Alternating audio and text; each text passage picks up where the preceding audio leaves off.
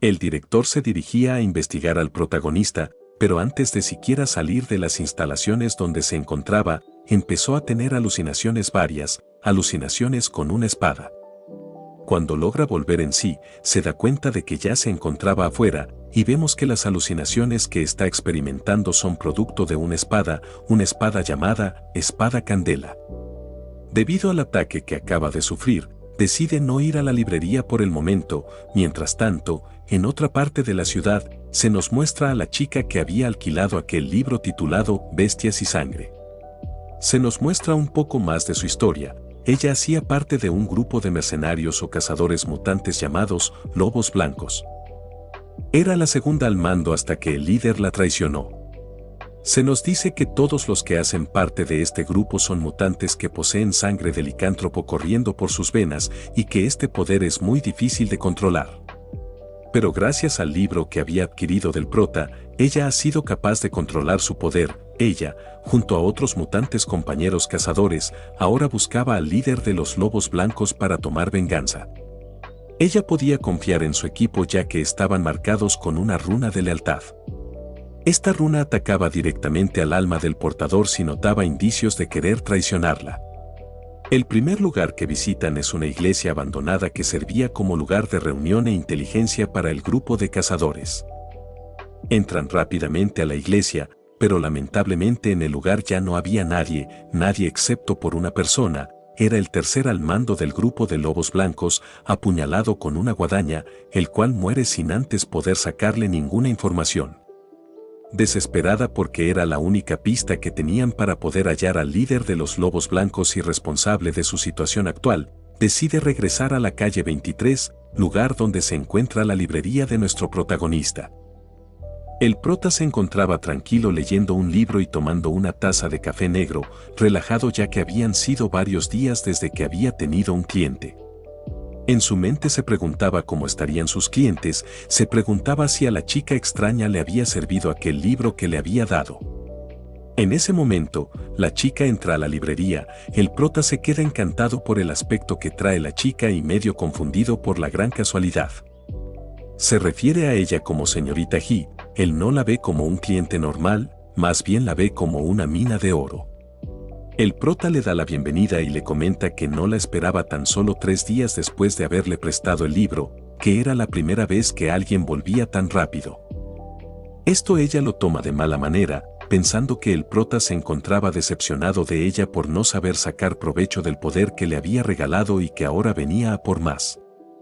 Todos estos pensamientos revoloteaban fuertemente por su cabeza hasta que de repente alza la mirada y fija su atención en la gárgola que no estaba la primera vez que había ido a la librería.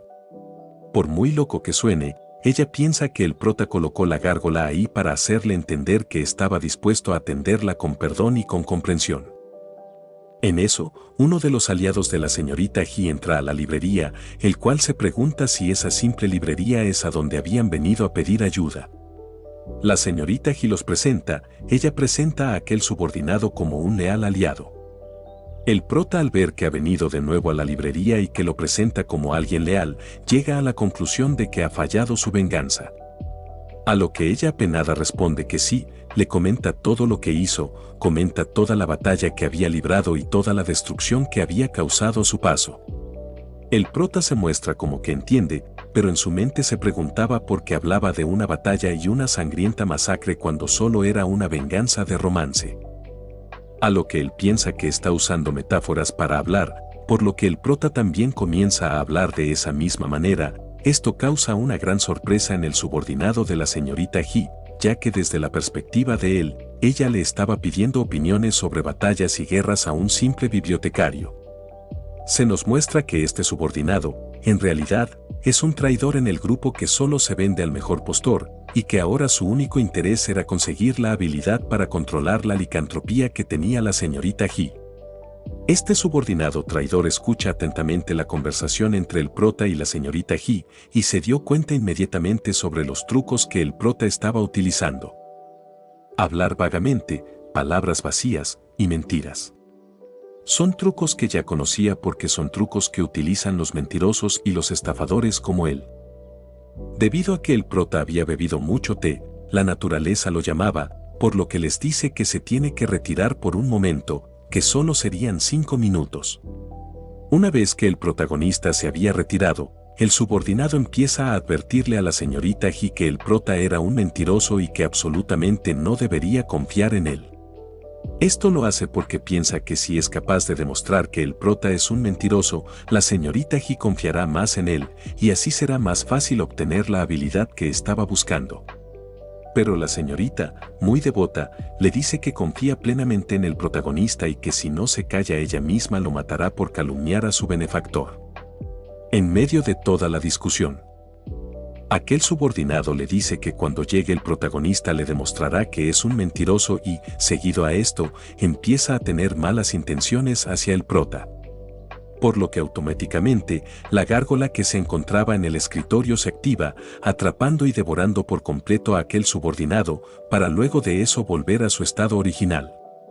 La señorita Ji solo puede quedarse estupefacta ante tan aterradora escena. Inmediatamente, el prota, que ya había terminado sus necesidades, llega en ese preciso momento y se disculpa por la demora, además de preguntar dónde estaba el otro sujeto. Esto confunde a la señorita Ji, quien se pregunta si esa pregunta en realidad era un acto o una advertencia. Esto la hace pensar que en realidad, el prota había inventado una excusa para retirarse y dejar que la gárgola se encargara de su subordinado, por dudar de él. Por lo que se asombra de tal táctica brutal y elegante. Esta situación empeora cuando el prota, al ver la cara de susto que tiene la señorita Ji, le bromea preguntándole por qué estaba tan asustada, que si acaso pensaba que él se la comería. Por lo que esto solo termina de hacer que la señorita Ji se asuste aún más. El prota se da cuenta de su error y le dice que solo era una broma, por lo que ya más calmadamente hablando, la señorita Ji revela el motivo de su visita. Le pregunta si podría hacerle el favor de recomendarle otro libro, a lo que el protagonista accede. Mientras buscaba el libro, el prota le comenta que aquel subordinado no se veía bien y que no existe algo como la lealtad absoluta. El prota en ese momento solo intentaba darle una lección de vida, pero la señorita Ji inmediatamente lo asocia a que posiblemente aquel sujeto era un traidor. Lo pone por un momento en duda, pero luego de pensar que es el prota el que está diciendo eso, acepta la idea fácilmente. Desconsolada, le pregunta al protagonista que si era así, entonces en quién podría confiar, a lo que el protagonista le responde que solo puede confiar en sí misma. Le dice esto mientras le pasa un libro con el título de Cómo fue forjado el acero.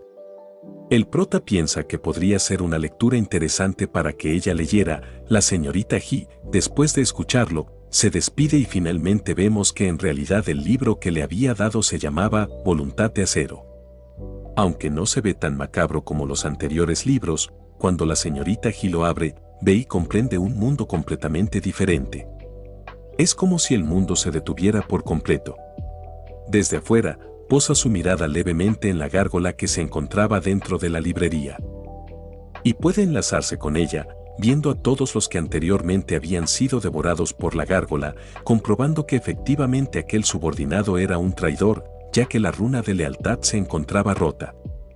Entonces se da cuenta de que al abrir ese libro, ya había ganado la habilidad de modificar la estructura de su alma e incluso la había fortalecido. El prota solo quería venderle un libro, pero ella había entendido otra cosa. Había entendido que el protagonista, al regalarle ese poder, intentaba aumentar su influencia entre los cazadores para controlarlos poco a poco. Ella, agradecida por el regalo que le habían dado, se ofreció a colaborar en todo lo que el protagonista pidiera, prometiendo nunca defraudarlo de nuevo. Así que desde afuera, bajo la lluvia, lo saludó cordialmente y luego se fue corriendo. El protagonista se quedó asustado, pensando que tal vez era una de esas chicas acosadoras con personalidad yandere, pero no tenía tiempo para lidiar con esa situación, ya que en sus preocupaciones solo estaba, cómo conseguir más clientes. Mientras tanto, afuera de la librería, ya se encontraba el director de la anterior organización.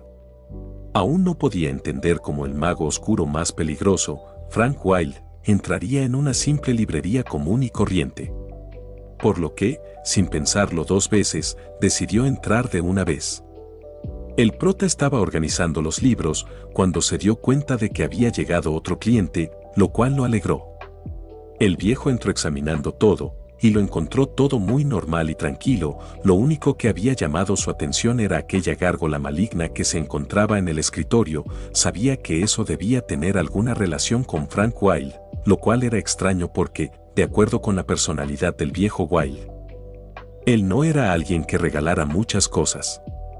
El viejo comenzó a hacer varias preguntas: si era el dueño de la librería quien le había regalado la gárgola y si tenía la dirección de esa persona. El prota respondió todo. Lo único que no fue capaz de responder fue sobre la dirección del viejo Wilde. Ya que habían hablado un poco más, el prota comprendió que el viejo era una buena persona, aunque se hubiera presentado de forma un poco altanera. Con un poco más de confianza, le preguntó si era amigo del señor Wilde, a lo cual, a regañadientes, el anciano le respondió que eran algo parecido. Una vez rota la tensión entre ambos, el prota le recomienda que descanse un poco, que tome un poco de café y que lea un libro. El viejo se niega, pero mientras estaba discutiendo, le empieza a dar dolores de cabeza, los mismos dolores de cabeza que marcaban el inicio de un ataque de alucinaciones como el anterior. Lo que sin querer lo hacen poner su atención a un libro que se encontraba a su costado, cuyo título era Semillas del Abismo. Era un libro extraño, pero se podía sentir cierta aura maligna. Continuando hablando con el prota, este le recomienda un libro que había estado leyendo para poder dormir, un cuento de hadas. El viejo le replica que era una cosa ridícula, hasta que ve que el libro para dormir que le quería recomendar era justo el que tenía al lado. El viejo empieza a preguntar si estaba seguro de que ese libro era un libro para dormir. No puede creer que un libro con un título como ese sea un cuento de hadas. Se nos muestra que aquel libro maligno llamado Semillas del Abismo, para el prota no era más que el cuento del Principito. El viejo ahora se preguntaba qué clase de persona consideraría esas historias macabras como un cuentos de hadas para dormir, por lo que por pura curiosidad acepta la recomendación del prota y le pide el libro. El prota, muy feliz de haber logrado su cometido, procede a pasarle el libro. Sin embargo, este automáticamente al tomarlo, cae al suelo producto de otro ataque de alucinación, por lo que se desmaya. El prota rápidamente revisa el pulso del viejo para ver si estaba bien, a lo cual se pregunta si fue por culpa de su libro, cosa que descarta ya que piensa en qué clase de persona se desmayaría por ver el cuento del Principito, así que después de un tiempo llega a la conclusión que simplemente se había desmayado por cansancio. El prota intenta mover al viejo a otro lugar, pero se da cuenta que era muy pesado, así que empieza a arrastrarlo con cuidado. Mientras lo hacía, logra ver que el viejo tenía un gran brazo mecánico, así que por la forma en la que hablaba, lo fornido que estaba y que tenía un brazo mecánico, llega a la conclusión que el viejo era un oficial militar de alto grado retirado. Aunque el prota tiene la ligera sensación de que se está involucrando en algo raro, cosa que es así, piensa que tal vez su imaginación está yendo demasiado lejos, por lo que ignora sus instintos y le dice al viejo que duerma bien. De repente el prota siente la presencia de alguien más y cuando sale a ver, se da cuenta que solo era un gato negro que había entrado y en tono amigable le dice que se vaya a casa, pero realmente el gato era un subordinado que idolatraba al viejo, del cual descubrimos que se llamaba Joseph. Él había utilizado magia para cambiar a la forma de un gato, para servir como guardaespaldas del viejo Joseph. Lastimosamente lo que él había visto había sido un poco diferente a lo que realmente había sucedido. Él había visto como el mayor Joseph había sido derribado sin mucho esfuerzo y aquel diabólico dueño de la librería le había deseado de manera sarcástica un buenas noches. Además se había dado cuenta de su presencia, por lo que al decirle que era peligroso estar afuera y que volviera a casa,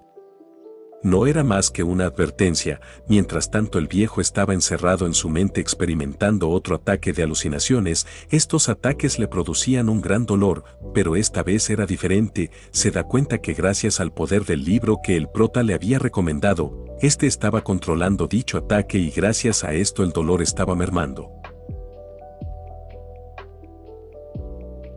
Si te ha gustado el video, suscríbete y dale like al canal que está comenzando. Además comenta si te gustaría una tercera parte.